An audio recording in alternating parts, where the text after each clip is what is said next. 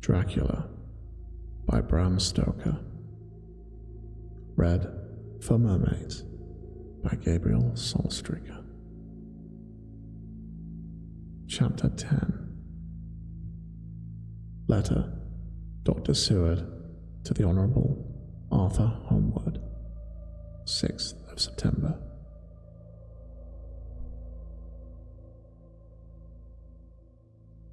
My dear aunt, my news today is not so good. Lucy this morning had gone back a bit. There is, however, one good thing which has arisen from it. Miss Westenra was naturally anxious concerning Lucy, and has consulted me professionally about her. I took advantage of the opportunity and told her that my old master, Van Helsing, the great specialist, was coming to stay with me, and that I would put her in his charge, conjointly with myself. So now we can come and go without alarming her unduly, for a shock to her would mean sudden death, and this, in Lucy's weak condition, might be disastrous. We are hedged in with difficulties, all of us, my poor old fellow. But please God, we shall come through them all right. If any need, I shall write, so that, if you do not hear from me, take it for granted that I am simply waiting for news. In haste, yours ever, John Seward.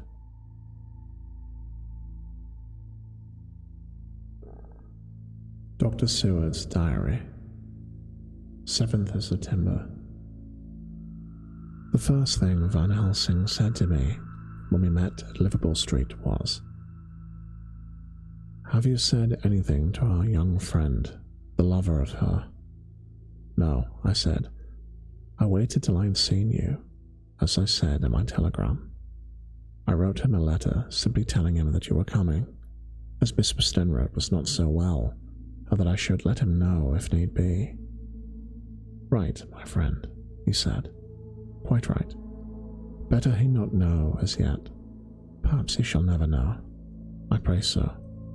But if it be needed that he shall know all, and, my good friend John, let me caution you.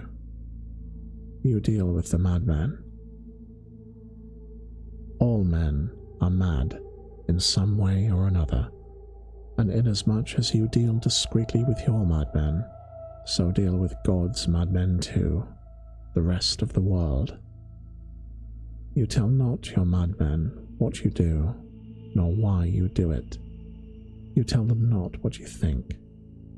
So you shall keep knowledge in its place where it may rest, where it may gather its kind around it and breed. You and I shall keep as yet what we know here and here." He touched me on the heart and on the forehead, and then touched himself in the same way. "I have for myself thoughts at the present. Later I shall unfold to you."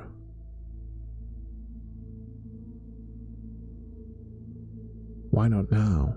I asked. "It may do some good. We may arrive at some decision." He stopped and looked at me and said, "My friend John, when the corn is grown, even before it is ripened, while the milk of its mother earth is in him, and the sunshine has not yet begun to paint him with his gold, the husbandman he pull the ear and rub him between his rough hands, and blow away the green chaff, and say to you, 'Look, he's good corn, he will make good crop when the time comes.' I did not see the application and told him so.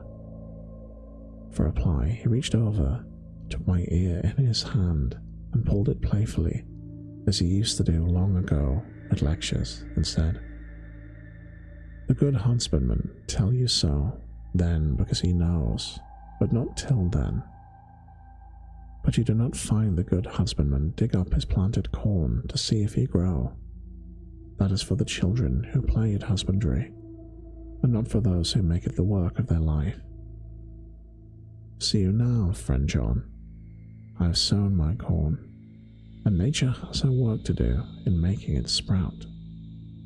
If you sprout at all, there's some promise, and I wait till the ear begins to swell. He broke off, for evidently he saw that I understood. Then he went on, and very gravely, "You're always a careful student, and your casebook was ever more full than the rest. You were but a student then, now you are master, and I trust that good habit have not failed. Remember, my friend, that knowledge is stronger than memory, and we should not trust the weaker. Even if you have not kept the good practice, let me tell you that this case of our dear miss is one that may be, mind, I say may be, of such interest to us and others, that all the rest may not make him kick the beam, as your people say. Take, then, good note of it. Nothing is too small.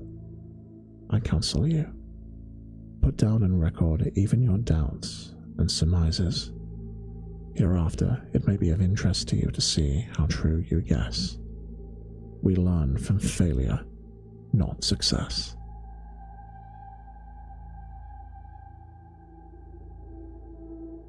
When I described Lucy's symptoms, the same as before, but infinitely more marked, he looked very grave but said nothing. He took with him a bag in which there were many instruments and drugs, the ghastly paraphernalia of our beneficial trade, as he once called in one of his lectures, the equipment of a professor of the healing craft. When we were shown in, Miss Westenra met us. She was alarmed, but not so nearly as much as I expected to find her. Nature, in one of her beneficent moods, has ordained that even death has some antidote to its own terrors. Here, in a case where any shock may prove fatal, matters are so ordered that, from some cause or the other, the things not personal, even the terrible change in our daughter to whom she is so attached, do not seem to reach her. It is something like the way Dame Nature gathers round a foreign body an envelope of some insensitive tissue which can protect from evil that which it would otherwise harm by contact. If this be an ordered selfishness, then we should pause before we condemn anyone for the vice of egoism, for there may be deeper root for its causes than we have knowledge of.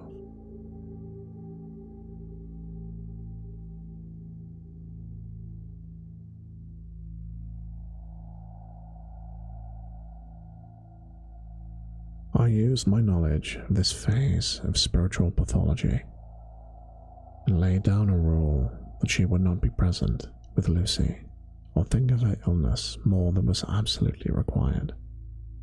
She assented readily, so readily that I saw again the hand of nature fighting for life. Van Helsing and I were shown up to Lucy's room. If I was shocked when I saw her yesterday, I was horrified when I saw her today. She was ghastly, chalkily pale. The red seemed to have gone, even from her lips and gums. The bones of her face stood out prominently. Her breathing was painful to see, or hear.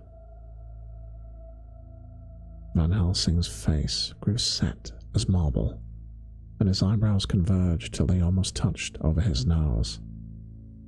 Lucy lay motionless, but did not seem to have strength to speak, so for a while we were all silent.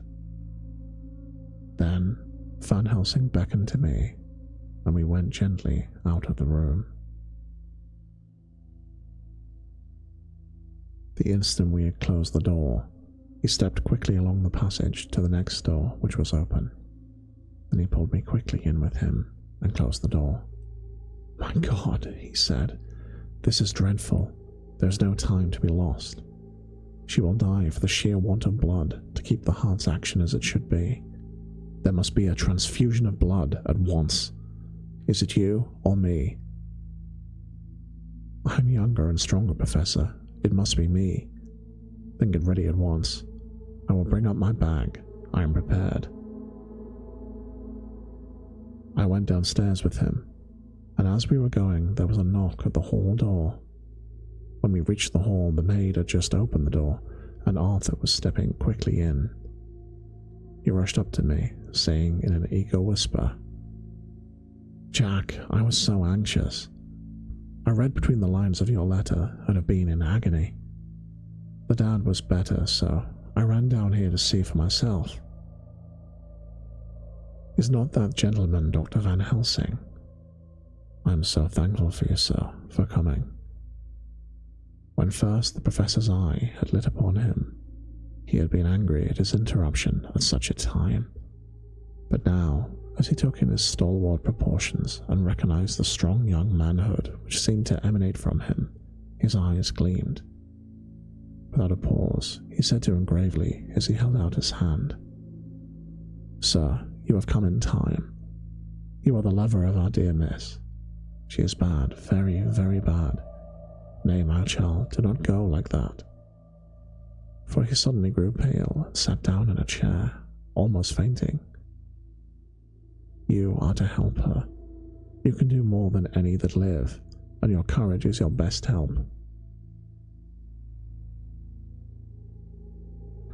"What can I do?" asked Arthur hoarsely. "Tell me and I shall do it. My life is hers, and I would give the last drop of my blood in my body for her." The professor has a strongly humorous side, and I could, from own knowledge, detect a trace of it in the origin of his answer. "My young sir, I do not ask as much as that. Not the last." "What shall I do?" There was fire in his eyes, and his open nostril quivered with intent. Van Helsing slapped him on the shoulder. "Come," he said. "You are a man, and it is a man we want. You are better than me, better than my friend John." Arthur looked bewildered, and the professor went on by explaining in a kindly way. "Young miss is bad, very bad. She wants blood, and blood she must have or die. My friend John and I have consulted. We are about to perform what we call a transfusion of blood, to transfer from full veins of one to the empty veins that pine for him. John was to give his blood, as he is the more young and stronger than me." Here Arthur took my hand and wrung it hard in silence. "But now you are here. You are more good than us, old or young, who toil much in the world of a thought. Our nerves are not so calm, and our blood not so bright than yours." Arthur turned to him and said, "If only you knew how gladly I would die for her, you would understand." He stopped, with a sort of choke in his voice. "Good boy, Van Helsing," said Van Helsing. "In the not so far off you will be happy that you have done all for her you love. Come now and be silent. You shall kiss her once before it is done, but then you must go, and you must leave at my sign. Say no word to Madame. You know how it is with her. There must be no shock. Any knowledge of this would be one. Come."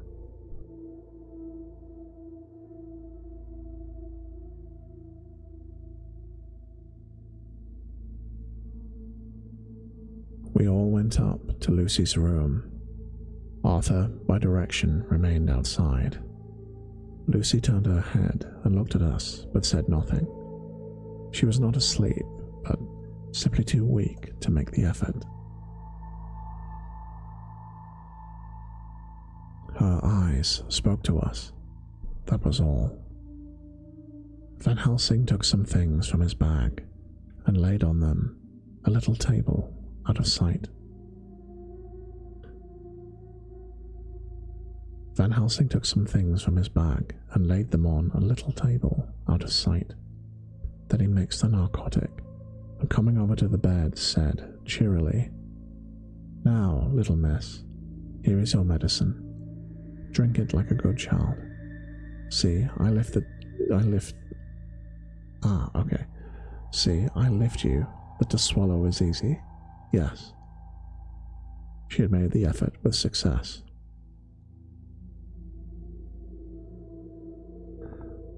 I'm just going to pause a moment here and say that Van Helsing, his phrasing is unusual, so I'm sorry for some of the bits I'm tripping over here.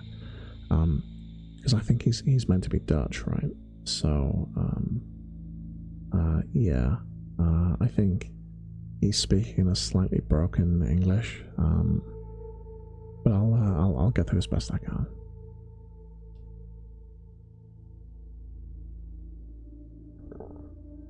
It astonished me how long the drug took to act.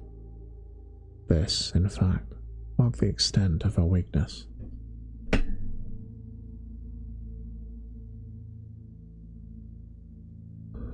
The time seemed endless, until sleep began to flicker in her eyelids. However, at last, the narcotic began to manifest its potency, and she fell into a deep sleep. When the professor was satisfied, he called Arthur into the room and bade him to strip off his coat. Then he added, "You may take that one little kiss while I bring over the table. Friend John, help me." So neither of us looked whilst he bent over her. Van Helsing, turning to me, said, "He is so young and strong of blood so pure that we may not need to defibrillate it." Then, with swiftness, but with absolute method, Van Helsing performed the operation. As the transfusion went on, something like life seemed to come back to poor Lucy's cheeks, and through Arthur's growing pallor, the joy of his face seemed to absolutely shine. After a bit, I began to grow anxious, for the loss of blood was telling on Arthur, strong a man as he was. It gave me an idea of what terrible strain Lucy's system must have undergone, that what weakened Arthur only partially restored her. But the professor's face was set, that he stood watch in hand, with his eyes fixed now on the patient, and now on Arthur. I could hear my own heart beat. Presently he said, in a soft voice, "Do not stir an instant, it is enough. You attend him, and I will look to her." When all was over, I could see how much Arthur was weakened. I dressed the wound and took his arm to bring him away, when Van Helsing spoke without turning around. The man seems to have eyes in the back of his head. The brave lover, I think, deserves another kiss, which he shall have presently. And as he had now finished his operation, he adjusted the pillow to the patient's head. As he did so, the narrow black velvet band, which he always seems to wear around her throat, buckled with an old diamond buckle which her lover had given her, was dragged a little up, and showed a red mark on her throat. Arthur did not notice it, but I could hear the deep hiss of indrawn breath, which is one of Van Helsing's ways of portraying emotion. He said nothing at the moment, but turned to me, saying, "Now take down our brave young lover, give him the port wine, let him lie a while. He must then go home and rest, sleep much and eat much, that he may be recruited of what he has given so far to his love. You must not stay here. Hold a moment. I may take it, sir, that you are anxious of result. Then bring it with you, that in all ways the operation is successful. You have saved her life this time. You can go home and rest easy in the mind that all that can be is. I shall tell her all when she is well. She shall love you none the less for what you have done. Goodbye." When Arthur had gone, I went back to the room. Lucy was sleeping gently, but her breathing was stronger. I could see the counterpane move as her breast heaved. By the bedside sat Van Helsing, looking at her intently. The velvet band again covered the red mark. I asked the professor in a whisper, "What do you make of that mark on her throat?" What do you make of it? I've not examined it yet, I answered, and then there proceeded to loose the band. Just over the external jugular vein there were 2 punctures. Not large, but not wholesome looking. There was no sign of disease, but the edges were white and worn-looking, as if by some trituration. It had once occurred to me that this wound, whatever it was, might be the means of that manifest loss of blood, but I abandoned the idea as soon as it formed, for such a thing could not be. The whole bed would have been drenched to a scarlet with the blood, with which the girl must have lost to leave such a pallor as she had been before the transfusion. "Well," said Van Helsing. "Well," said I can make nothing of it." The professor stood. "I must go back to Amsterdam tonight," he said. "There are books and things there which I want. You must remain here all the night, and you must not let your sight pass from her." "Shall I have a nurse?" I asked. "We are the best nurses, you and I. You keep watch all night. See that she is well fed, and that nothing disturbs her. You must not sleep all the night. Later on we can sleep, you and I. I shall be back as soon as possible, and then we may begin." "May begin?" I said. "What on earth do you mean?" "We shall see," he answered, as he hurried out. He came back a moment later and put his head inside the door and said, with a warning finger held up, "Remember, she is your charge.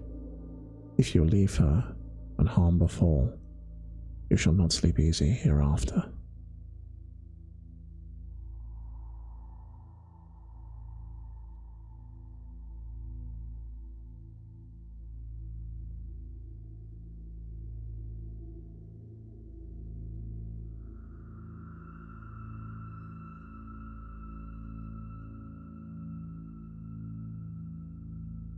Dr. Seward's Diary. Continued. 8th of September.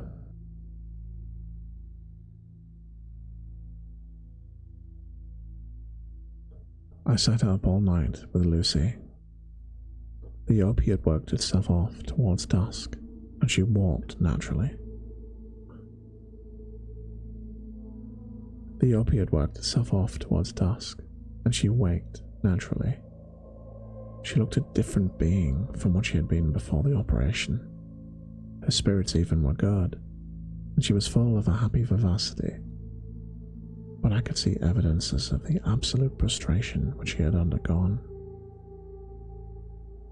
When I told Miss Westenra that Dr. Van Helsing had directed that I should sit up with her, she almost pooh-poohed the idea, pointing out her daughter's renewed strength and excellent spirits. I was firm, however, and made preparations for my long vigil.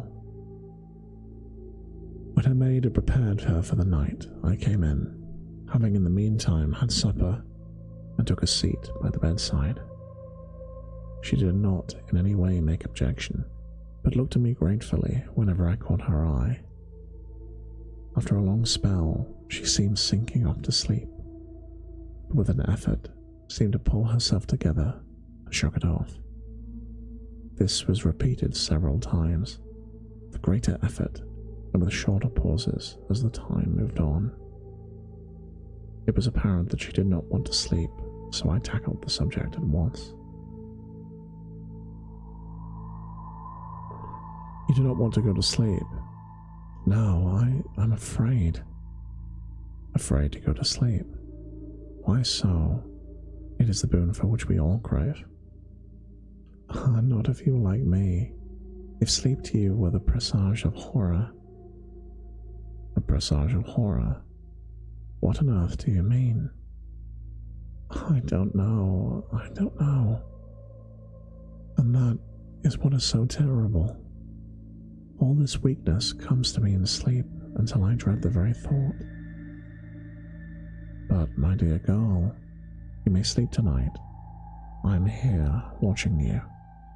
I promise that nothing will happen. I can trust you. I seized the opportunity and said, I promise you that if I see any evidence of bad dreams, I will wake you at once. You will? Oh, will you really? How good you are to me. Then I will sleep. And almost at the word, she gave a deep sigh of relief and sank back, asleep. All night long I watched by her. She never stirred, but slept on in a deep, tranquil, life-giving, health-giving sleep. Her lips were slightly parted. Her breast rose and fell with the regularity of a pendulum. There was a smile on her face, and it was evident that no bad dreams had come to disturb her peace of mind. In the early morning, her maid came, and I left her in her care and took myself back home, for I was anxious about many things. I sent a short wire to Van Helsing and to Arthur, telling them of the excellent result of the operation. My own work, with its manifold arrears, took me all day to clear off. It was dark when I was able to inquire about my zoophagous patient. The report was good. He had been quite quiet for the past day and night. A telegram came from Van Helsing at Amsterdam while I was at dinner, suggesting that I should be in Hillingham tonight, as it might be well to be at hand, and stating that he was leaving by the night mail and would join me early in the morning.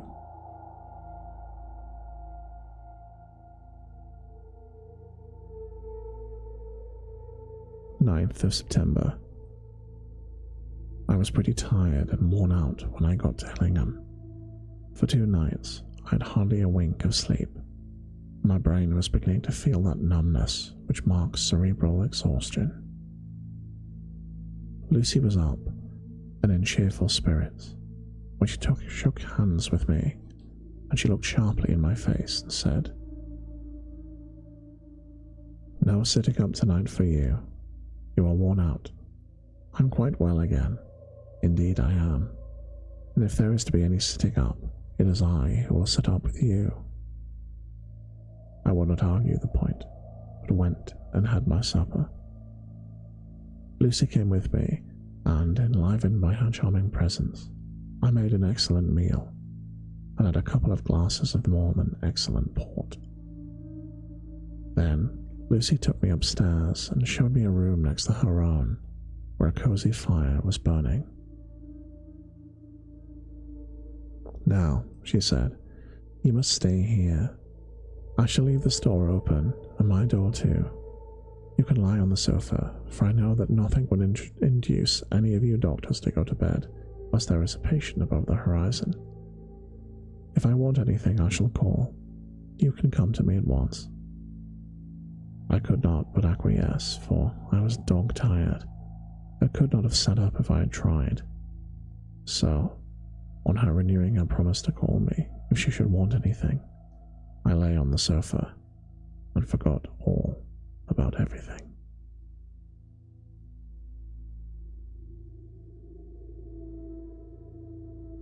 Lucy Westenra's diary, 9th of September.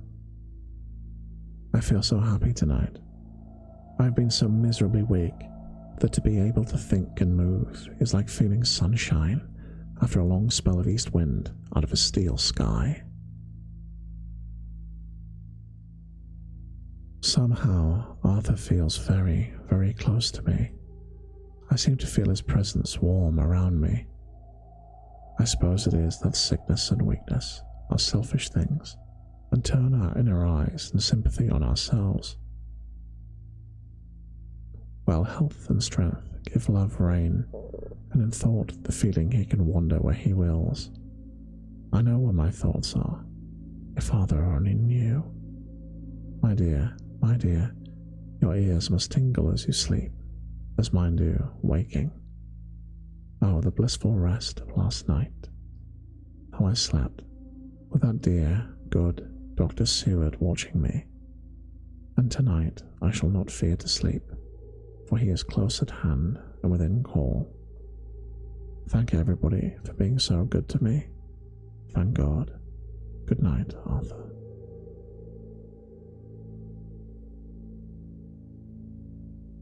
Dr. Seward's Diary, 10th of September. I was conscious of the professor's hand on my head and started awake all in a second. That is one of the things we learn in an asylum at any rate.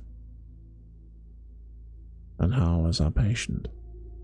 Well, I left her, or rather, when she left me. I answered, "Come, let us see." Together we went into the room. The blind was down, and I went over to raise it gently, whilst Van Helsing stepped, with his soft, cat-like tread, over to the bed. As I raised the blind, the morning sunlight flooded the room. I heard the professor's low hiss of inspiration, and knowing its rarity, a deadly fear shot through my heart. As I passed over, he moved back, and his exclamation of horror, "Gott in Himmel," needed no enforcement from his agonized face. He raised his hand and pointed to the bed, and his iron face was drawn and ashen white. I felt my knees begin to tremble. There, on the bed, seemingly in a swoon, lay poor Lucy, more horribly white and wan-looking than ever. Even the lips were white, and the gums seemed to have shrunken back from the teeth, as sometimes we see in a corpse after a prolonged illness. Van Helsing raised his foot to stamp in anger, but the instinct of his life and all the long years of habit stood to him, and he put it down softly. "Quick," he said, "bring the brandy." I flew to the dining room and returned with the decanter. He wetted the poor white lips with it, and together we rubbed palm and wrist and heart. He felt her heart, and after a few moments of agonizing suspense said, "It is not too late. It beats, though feebly. All our work is undone. We must begin again. There is no young Arthur here now. I have to call on you yourself this time, friend John." As he spoke, he was dipping into his bag and producing the instruments for transfusion. I had taken off my coat and rolled up my shirt sleeve. There was no possibility of an opiate just at present, and no need of one, and so, without a moment's delay, we began the operation. After a time, it did not seem a short time either, for the draining away of one's blood, no matter how willingly it is given, is a terrible feeling. Van Helsing held up a warning finger. "Do not stir," he said, "but I fear that with growing strength she may wake, and that would make danger, oh, so much danger. But I shall precaution take. I shall give hypodermic injection of morphia." He proceeded then, swiftly and deftly, to carry out his intent. The effect on Lucy was not bad, for the faint seemed to merge subtly into narcotic sleep. It was with a feeling of personal pride that I could see a faint tinge of colour steal back into the pallid cheeks and lips. No man knows, till he experiences it, what it is to feel his own lifeblood drawn away into the veins of the woman he loves.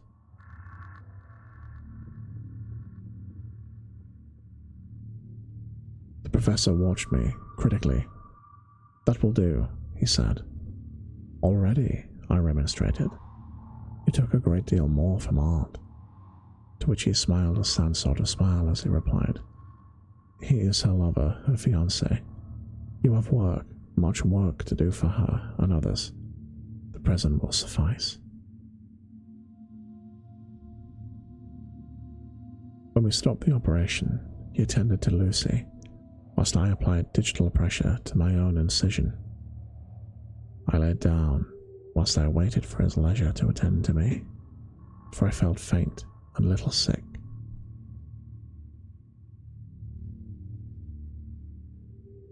By and by, he bound up my wound and sent me downstairs to get a glass of wine for myself, and as I was leaving the room, he came up after me and half whispered, "Mind, nothing must be said of this.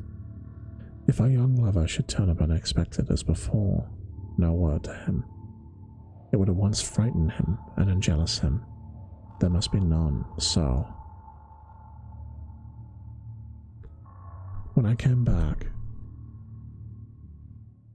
he looked at me carefully, then said, "You are not much the worse. Go into the room and lie on your sofa and rest a while. Then have much breakfast and then return here to me."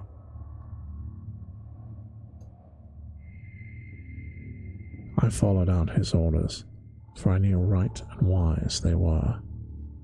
I had done my part, and now my next duty was to keep up my strength.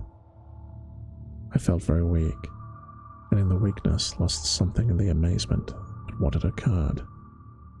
I fell asleep on the sofa, however, wondering over and over again how Lucy had made such a retrograde movement, and how she could have been drained of so much blood with no sign anywhere to show. I think I must have continued my wonder in my dreams, for sleeping and waking, my thoughts always came back to the little punctures in her throat, and the ragged, exhausted appearance of their edges, tiny though they were.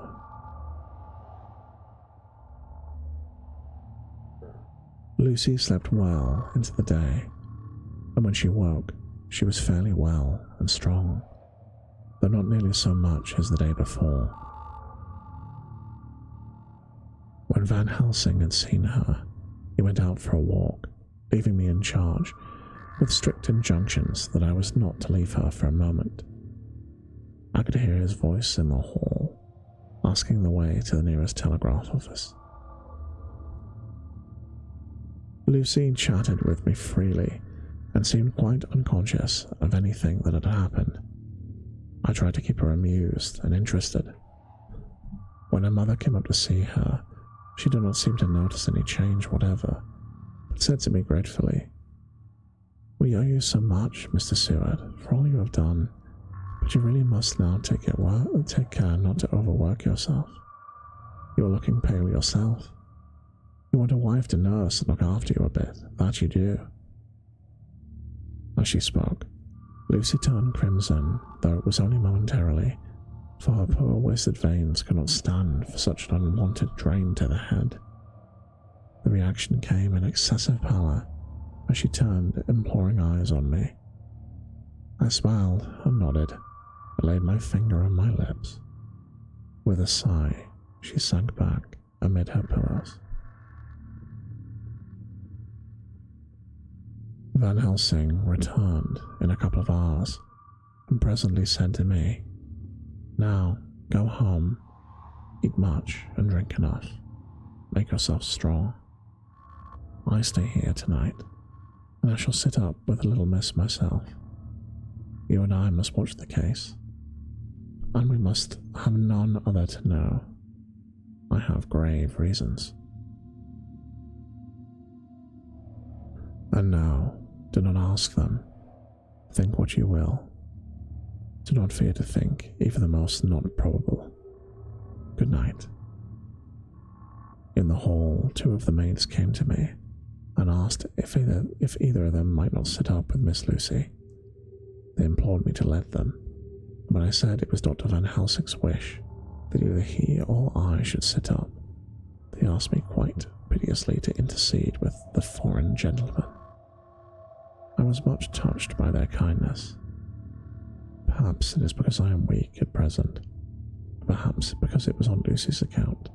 Their devotion was so manifest, for over and over again I've seen similar instances of a woman's kindness.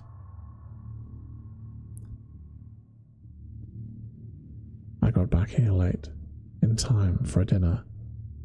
Went my rounds, all well, and set this down whilst waiting for sleep. It is coming.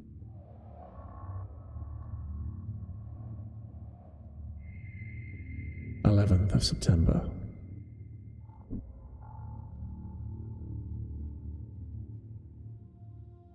This afternoon, I went over to Hillingham, found Van Helsing in excellent spirits, and Lucy much better.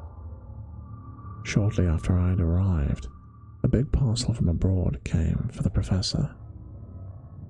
He opened it with much impressment, assumed of course, and showed a bundle of white flowers. "These are for you, Miss Lucy," he said. "For me? Oh, Dr. Van Helsing." "Yes, my dear, but not for you to play with. These are medicines." Here Lucy made a wry face. "Nay, but they are not to take in a decoction or nauseous form. So you need not snub that so charming nose, or I shall point out to my friend Arthur that woes he may have to endure in seeing such beauty that he loves so much distort." "Aha, my pretty miss, that bring the so nice nose all straight again. This is medicinal, but you do not know how.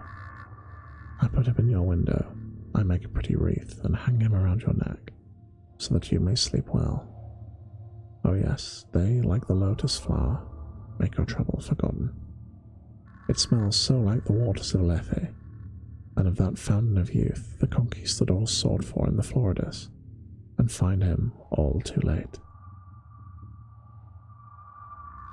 Whilst he was speaking, Lucy had examined the flowers, and smelling them. Now she threw them down, saying with half laughter, half disgust, "Oh, Professor, I believe you are putting a joke on me. Why, these flowers are common garlic." To my surprise, Van Helsing rose up and said with all his sternness, his iron jaw set and bushy eyebrows meeting, "No trifling with me. I never jest. There is grim purpose in all I do, and I warn that you do not thwart me. Take care, for the sake of others, if not for your own." Then, seeing poor Lucy scared as she might well be, he went on more gently, "Oh, little miss, my dear, do not fear me. I only do for your good, but there is much virtue to you in those so common flowers. See, I place them myself in your room. I make myself the wreath that you are to wear. But hush, no telling to others that make so inquisitive questions. We must obey, and silence is a part of obedience. And obedience is to bring you strong and well into loving arms that wait for you. Now, sit a while. Come with me, friend John, and you shall help me deck the room with my garlic, which is all the way from Haarlem, where my friend Vanderpoel raised herb in his glass houses all the year. I had to telegraph yesterday, or they would not have been here." We went into the room, taking the flowers with us. The professor's actions were certainly odd and not to be found in any pharmacopoeia that I had ever heard of. First, he fastened up the windows and latched them securely. Next, taking a handful of the flowers, he rubbed them all over the sashes, as though to ensure that every whiff of the air might get in would be laden with garlic smell. Then, with a wisp, he rubbed all over the jamb of the door, above, below, at each side, and round the fireplace in the same way. It all seemed grotesque to me, and presently I said, "Well, Professor, I know you always have a reason for what you do, but this certainly puzzles me. It is well we have no skeptic here. Or he would say that you were working some spell to keep out an evil spirit."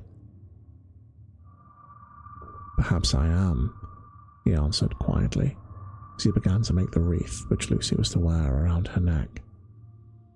We then waited while Lucy made her toilet for the night, and when she was in bed, he came himself, fixed the wreath of garlic around her neck. The last words he said to her were,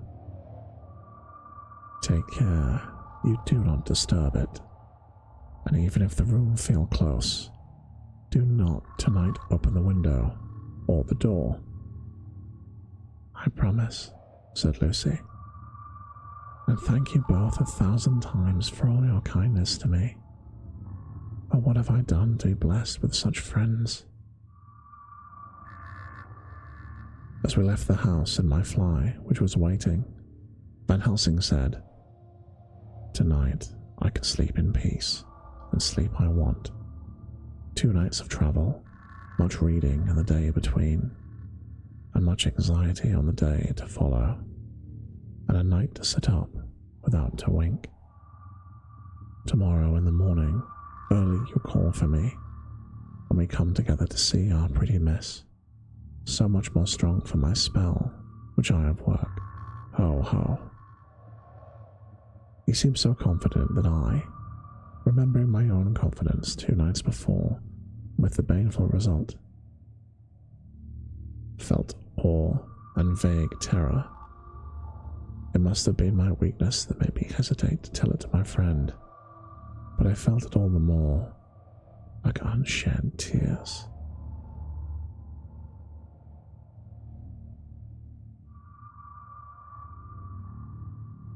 And this concludes chapter 10 of Dracula.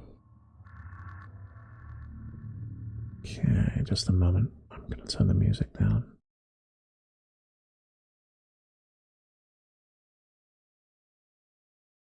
So, that concludes chapter 10.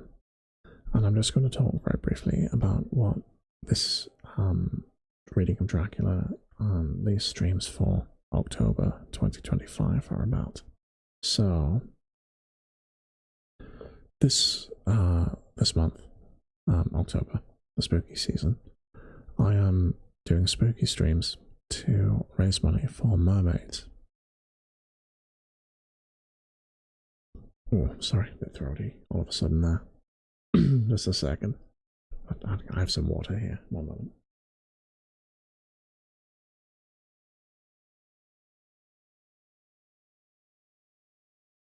Okay. So I am raising money for Mermaids, which is a charity that is dedicated to supporting trans, gender diverse, non-binary youth. They have a range of initiatives. They have a phone line that trans youths can call for advice. They also they advocate for trans people in society and related causes. They do great work with that.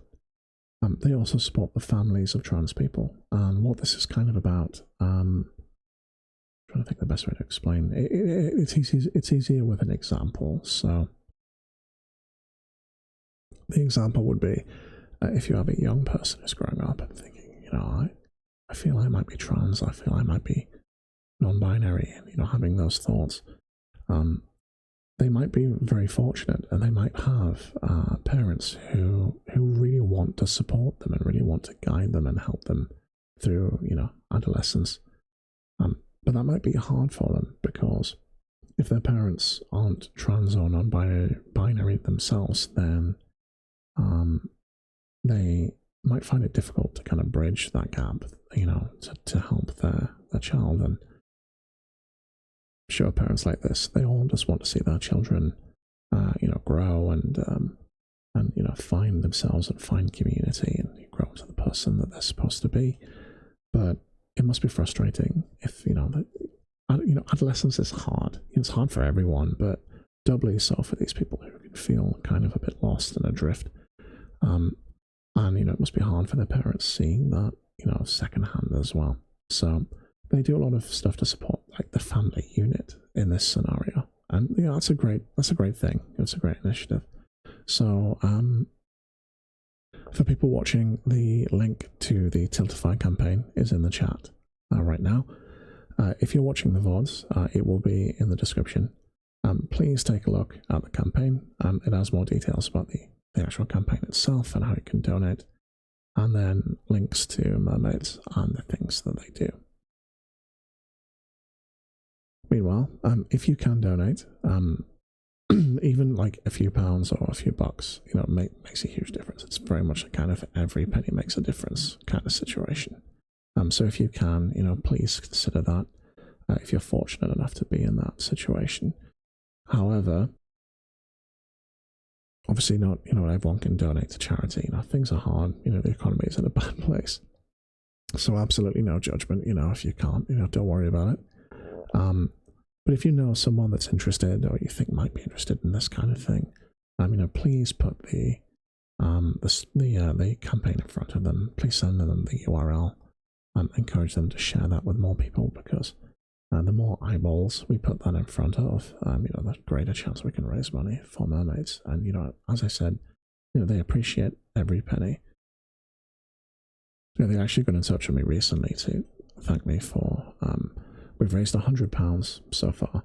And, you know, they got in touch to thank me for that. And which I was super appreciative of, honestly, because, you know, it's not a huge amount of money. You know, I'm not Iron Mouse. But it was really nice of them, you know, to check back and respond about that. So it just shows how motivated they are to, you know, support the people that are trying to raise money for them, and just how much they appreciate that. So, if you can, please consider it, or, you know, put it in front of other people, or just watch.